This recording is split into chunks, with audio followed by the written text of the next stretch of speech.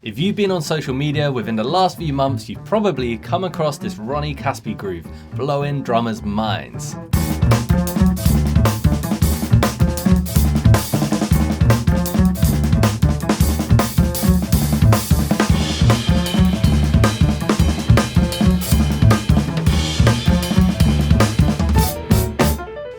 That beast of a groove is from a Jesus Molina arrangement of Night in Tunisia, and it's in 11/8. And as techie as that sounds, you actually might find that's a little bit easier to wrap your head around than you might at first think. So today we're going to decode this absolute mad dog of a groove, and later in the lesson we'll also look at how you can apply metric modulation to the groove to totally reinterpret the feel. But we'll get to that once we got the groove down. Yes, I'm Alex, and thanks for checking out another video. Quickly before we get started, a shout out to one of my private students who's also called Alex, who sent me this tune honestly ages ago, and I completely forgot about it until the last few months when I kept seeing it popping up on Instagram and TikTok. So then I was reminded about the tune, which is why I decided to learn it and create this video. Yes, Alex mate. So there's a couple of ways that you could count this groove. The first option is to count in 11/8 and just count 8th notes all the way through. 1, 2, 3, 4, 5, 6, 7, 8, 9, 10, 11. 1, 2, 3, 4, 5, 6, 7, 8, 9, 10, 11.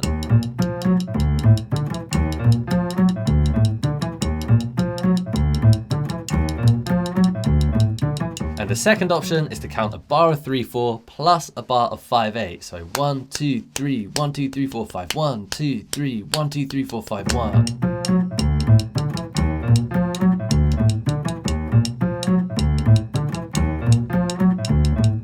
Both of these options would have the same amount of notes in there, so it's really just up to you as to which one you prefer to count. I've written it out as one long bar of 11/8, although we will start to separate it into the two sections, so the 3/4 and the 5/8, as we start to break it down to learn it. And to start off, we're going to focus on this first little section, which we could count in 3/4. Okay, sick. So the easiest way, in my opinion, to get this down is we've all played this groove in 4/4 before, right? Boom, gat, boom, boom, gat, boom, gat, boom, boom, gat.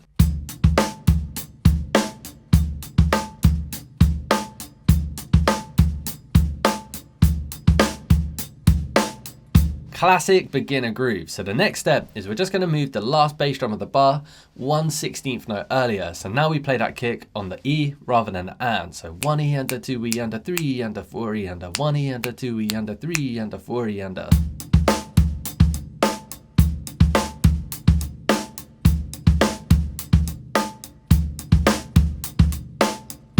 So now our bass drum is actually playing dotted 8th notes, which is the same as the accent pattern that the rest of the musicians are playing in that riff. All we're going to do now is we're just going to chop off the last part of the bar. So now we only got to 3 and. So your bass drum is on the downbeat, the then the and then the E. And in 3/4, it naturally resolves every time you get back to the 1. So it just continues on that cycle. 1 E and a 2 E and a 3 E and a 1 E and a 2 E and a 3 E and a 1 E and a 2 E and a 3 E and a. And that will just go on forever. So now let's check out how it sounds on the kit. I'll play it for you slow and fast.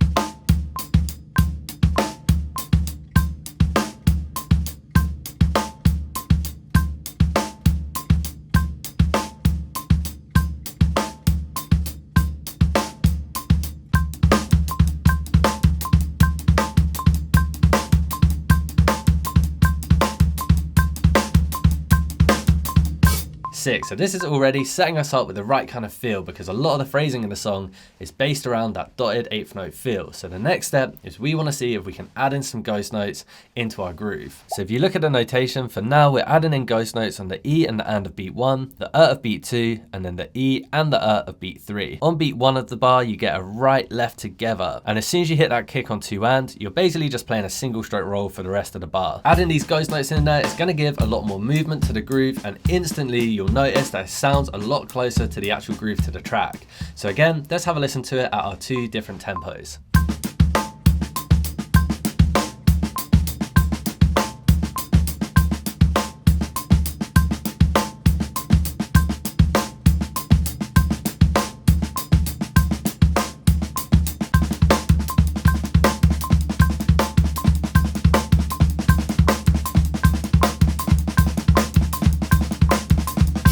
6. So already we definitely got the right vibe for the track. So now we're going to focus on the second section, which we could count in 5/8. So the first group of notes here is actually the same as the first group of notes in the 3/4 section. So all we need to do is repeat that little phrase, boom-ka-ka, boom-ka, and then we just tag on a right, left to the end. So this phrase in total lasts for the length of 5/8 notes. So you could count 1, a 2, a 3, 4, a 5, a 1, a 2, a 3, 4, a 5, a boom-ka-ka, boom-ka, ticka-ticka, boom-ka-ka, boom-ka, ticka-ticka. So again, let's check out how it sounds on a kit at our 2 different tempos so that we can get used to the feel.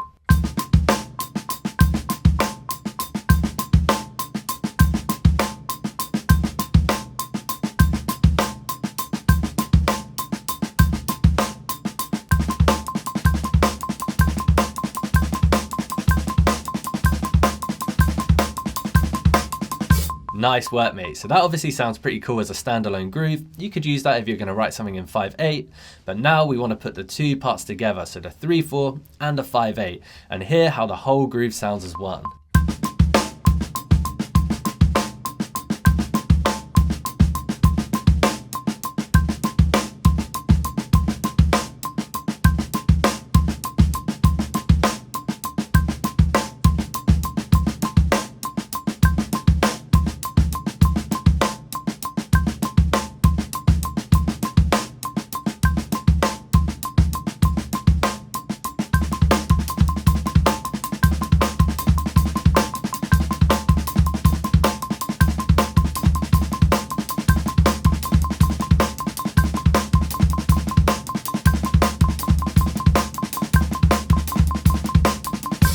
Such a sick sounding groove, mate. Now of course you'll still need to put in the work to the individual sections and make sure that you've got the grooves down, and the tempo is one of the trickier things about it. It is pretty fast, but hopefully now in theory it's all making sense. You can see how it's quite simple phrases all pieced together to create something longer and more complicated. But we don't want to stop there. One thing that Roni Kaspi does so well is change texture and dynamics. So if you have a listen to the original track, you'll hear that there's loads of different variations going on in there.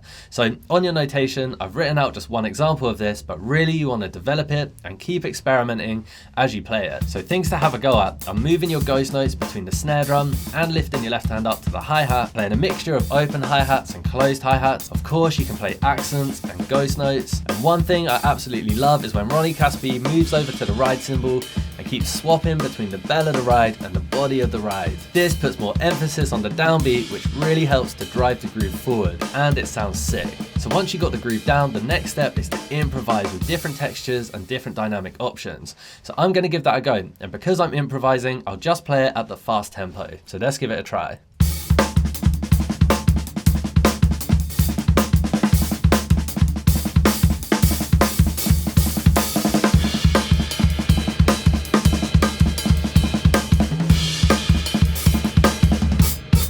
So now we've got this gnarly groove down, but we're not going to leave things there. So if you remember, earlier in the video, I mentioned that we could use metric modulation to reinterpret the feel. So check out this little section of the track and you'll hear exactly what I'm talking about.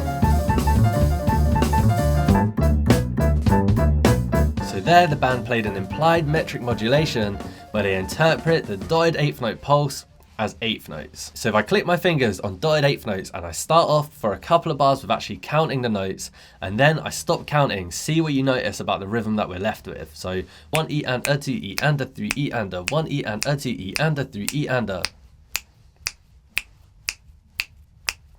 So you notice there that without any reference point, actually the dotted 8th notes could be any subdivision. It could be quarter notes, it could be triplets, it could be 8th notes. It's all about the context of the notes that actually gives a meaning and purpose. So in this case, we're going to reinterpret the dotted 8th notes as 8th notes. 1 E and a 2 E and a 3 E and a 1 E and a 2 E and a 3 E and a 1 and 2 and 3 and 4 and. And I've been experimenting with looping around the intro of the track before the drums come in and seeing if I can just improvise inside of that metric modulated feel. So to get comfortable with this, let's have a quick look at our notation. So in a bar of 11/8, you actually have 7 dotted 8th notes. And as dotted 8th notes are actually the length of 3/16 notes, you could think of a bar of 11/8 as 6 groups of 3 and 1 group of 4. 1, 2, 3, 1, 2, 3, 1, 2, 3, 1, 2, 3, 1, 2, 3, 1, 2, 3, 1, 2, 3, 4, 1. Now, in practicality, what that means for us is that when we use the dotted eighth notes as eighth notes inside of our metric modulation, the last group is going to be slightly longer than all of the other groups. So you get this slightly staggered feel. So I'll show you a quick demonstration of this.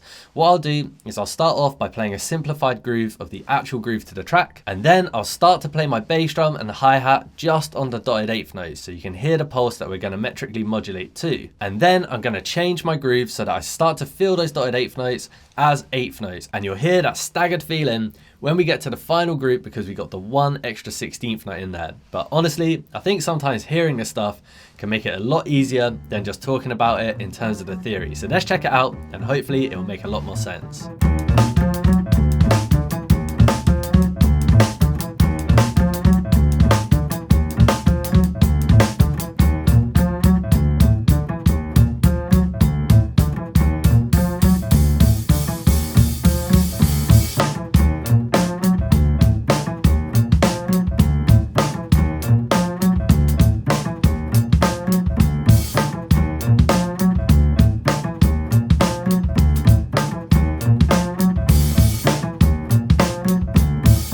Now we're using those dotted eighth notes as eighth notes, and it does give us a sick sounding feel, but something about that staggered feeling at the end of each bar doesn't really do it for me. So what I've been experimenting with is seeing if I can just play everything slightly slower, and often playing with a kind of broken J Dillery kind of feel, to see if I can stretch out the groove so that it starts to resolve back on the 1. I'll be real with you, mate, I don't even really understand how this works, but I'm basically just playing everything slightly slower so that I kind of dissolve that last 16th note over the course of the whole bar. Or in more simple terms, you could kind of think of it as just playing staggered and sloppy enough that you somehow make up for that extra 16th note at the end, and it ends up just sounding cool. So I'm going to show you what I've been working on. So this is just full metric modulation, exploring different sounds and playing with that kind of wonky Diller inspired feel.